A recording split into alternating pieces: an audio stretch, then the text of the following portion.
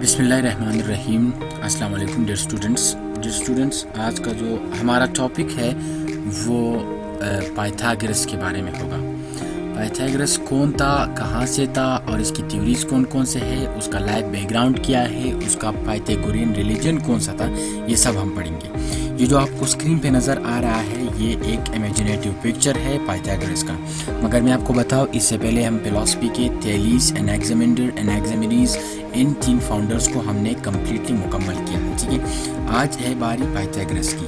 Pythagoras ये शख्स है जिसकी तस्वीर आपको जो है स्क्रीन पे नज़र आ रही है और इसको मैं इस तरह अंडरलाइन करता हूँ। हम इसमें पढ़ेंगे, इसका इंट्रोडक्शन पढ़ेंगे कि उन्होंने मैंने इसकी क्या इंट्रोडक्शन की है, इसके लाइफ बैकग्राउंड के बारे में पढ़ेंगे, इसके थीरीज़ के बारे में पढ़ेंगे और पाइथागोरियन रिलीजन के बारे में हम पढ़ेंगे और लास्ट में हम इसको कंक्लूजन देंगे। इसका लाइफ बैकग्राउंड कि वो कौन था, कहाँ से था, किस तरह था। ये 570 ईस्वी में पैदा हुआ, ठीक है, बिफोर द क्राइस्ट BC, ठीक है, और 495 तक रहा। Born in CMOS in Asia minor, ये सेमोस में था, एशिया माइनर में। Found of travelling, Asia minor जो है एशिया माइनर तुर्की को कहते हैं, ठीक है। फाउंड ऑफ ट्रैवलिंग, ये बहुत ही शौकीन था किस चीज़ का, ट्रैवलिंग का, सफ़र का। Travelled the world and last state in Italy, इन्होंने क्या किया, इन्होंने पूरे दुनिया का सफ़र किया और आखिर में इन्होंने क्या किया, ये इटली में इन्होंने स्टे किया अपना। अच्छा, अब आते हैं एक पहला जो सबसे पहला इसका एडिंग है वो है मिस्टीरियसनेस ऑफ पाइथागोरस। मैं इसको अंडरलाइन भी करता हूँ और इसको बोल्ड भी करता हूँ ताकि समझ आ सके। Historically there are some mysterious fact about Pythagoras which are discussed below. इसके कुछ मिस्टीरियस फैक्ट, कुछ अजीब फैक्ट्स हैं जो इसके बारे में ग्रीक्स कहते थे, ये मैंने यहाँ पे लिखे हैं। He could walk and talk with God, वो गॉड के साथ बातें कर सकता था। He could write on the moon, वो मून पे लिख सकता था। He could talk with animals, वो एनिमल के साथ बातें कर सकता था। ही हैड अ गोल्ड दाई, ठीक है, और इसके नीचे आप कह सकते हैं he called himself a philosopher not sophist. आखिर में उन्होंने अपने आप को क्या कहा, अपने आप को उन्होंने फिलोसफर नहीं बल्कि मतलब सोफिस्ट नहीं बल्कि एक फिलोसफर कहा।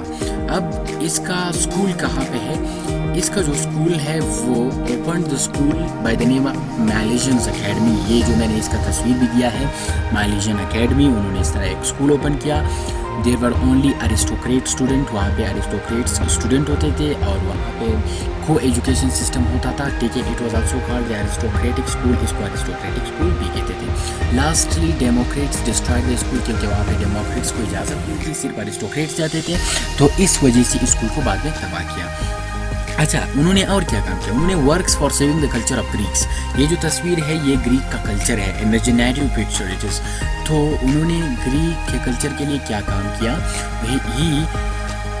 ही wanted to save the culture and the old heritage, वो कल्चर को बचाना चाहता था और जो वरासती वर्षा है जो पीछे से पड़ा हुआ है उसको बचाना चाहता था। He worked and struggle for that, उन्होंने इसके लिए बहुत मेहनत की। डेमोक्रेट्स वर अगेंस्ट हिम, वो उनके मुखालिफ थे, and they did not allow him to do that, उन्होंने इसको इजाज़त नहीं दी कि वो ये करे, ठीक है।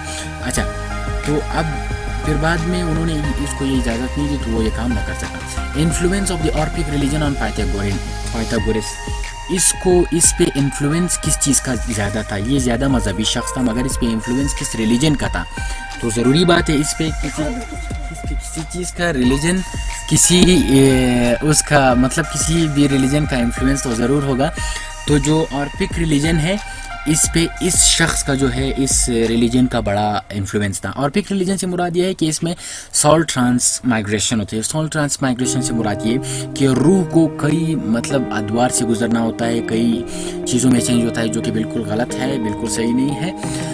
खैर, तो ये उसी वक्त इसके लिए कोई मतलब हिदायत नहीं थी, तो ये इन्होंने ये कहा था, इसके सामने ये सही था मगर ये तो बिल्कुल गलत है। The Orphic religion is assemble to Hinduism, ये हिंदुइज्म जैसा है जिसमें रूह की चेंजलिज्म होती थी कि इसमें चेंज होती है। He was influenced by it, वो इससे बड़ा मुतासर था। He said that there is a transmigration of the soul from one thing to another, जब एक चीज़ मर जाती है तो उसकी जो रूह वो दूसरी चीज़ में चेंज होती है। वो किस तरह चेंज होती है, if the man is performing well, अगर मैन अच्छा करे मतलब अच्छा दुनिया में सही कर रहा है इन द वर्ल्ड, दुनिया में his soul will directly interchange in a better thing, उसकी जो soul है वो अच्छी चीज़ में चेंज हो जाएगा। इन द सेकेंड फेज मतलब दूसरे उसमें वो जब रूह चेंज हो जाएगा तो वो अच्छी चीज़ में चेंज होगा। On the other hand if the man is not doing well in this world, अगर मैन सही नहीं कर रहा है, his soul will definitely change into bad thing, वो bad things में चेंज होगा इन दैट वर्ल्ड, उस दुनिया में। इन द कमिंग फेज, आने वाले दूसरे फेज में, he himself said that it is my fourth time when my soul is changing, वो कि my soul change हो रही है, ये मेरा चौथा मतलब तकरीबन अटेम्प्ट है, वो खुद ये कह रहा था। तो ये मिस्टीरियस है या नहीं, मतलब इसका एक फैक्ट है। अच्छा, पाइथागोरस एंड पॉलिटिक्स, क्योंकि ग्रीक्स में एथेंस में खसूसी तौर पर पॉलिटिक्स एथेंस और स्पार्टा में बड़े अरूज पर थे, तो इन्होंने भी पॉलिटिक्स में बड़ा रोल अदा किया। और ये पहले से अरिस्टोक्रेट्स के साथ था। इसका खुलासा ये है कि अरिस्टोक्रेट के साथ था और तो इस वजह से डेमोक्रेट्स को पसंद नहीं करते थे, बाद में उन्होंने इसको अपने से निकाल दिया। पाइथागोरस जो है, the role of Pythagoras and his students were pretty pivotal, Bertrand Russell is quoted. Bertrand Russell कहता है कि जो पाइथागोरस है और इसकी जो स्टूडेंट है उसका रोल बड़ा अच्छा था पॉलिटिक्स में।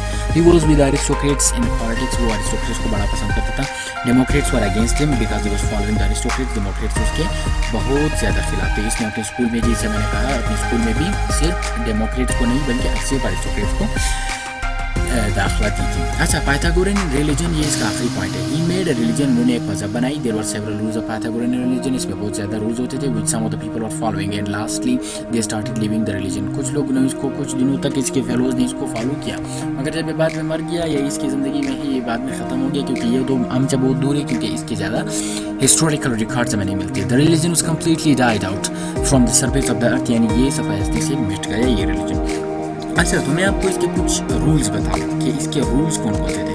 Rules of the Pythagorean religion, इसके कुछ अजीब रूल थे जो ब्रेटन रसेल ने इनको कोट किया है। डू नॉट ईट वेजिटेबल्स, सब्जियों से दूर रहो। Do not eat hearts, do not eat hearts, जो दिल है उनको नहीं खाओ। Do not eat the complete food, food को मुकम्मल नहीं खाओ। Do not go on the long roads, बड़े बड़े रोडों पे नहीं चलो। Do not take the things that is kept on the surface of the earth, ज़मीन की सरफेस पे जो भी चीज़ रखी है उनको नहीं उठाओ। डू नॉट किस द वाइट हिंस, सफ़ेद मुर्गे को जो है उसको छूना मना है, ठीक है।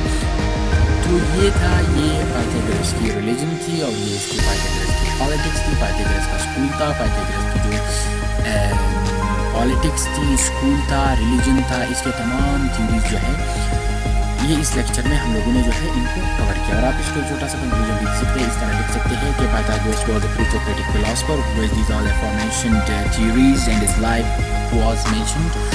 तो इस तरह आप मतलब इसको एक छोटा सा कंक्लूजन दे दीजिए। मैंने यहाँ पर नहीं दिया हुआ है, भूल गया हूँ। खैर, अगर आपको वीडियो अच्छी लगी तो इसको सब्सक्राइब करें, लाइक करें और कमेंट कीजिए। अभी भी अगर आपके जहन में कोई सवाल है तो कमेंट ज़रूर कीजिए इस पर, और अपने दोस्तों के साथ जो है इसको